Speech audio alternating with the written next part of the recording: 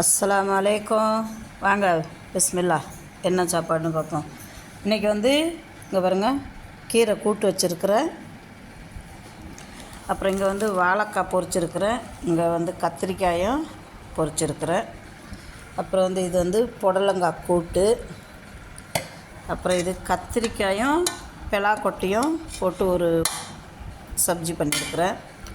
அப்புறம் இங்கே ரசம் இருக்குது, இங்கே மோர் இருக்குது, இங்கே சாதம் இருக்குது. இங்கே பாருங்கள், இப்போ நான் சாப்பிட்றதுக்கு எடுத்து வச்சுருக்குறேங்க.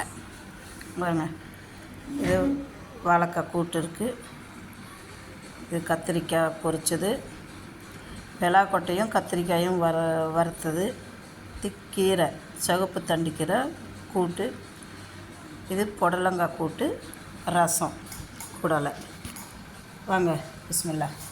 பாருங்கள், அகப்பை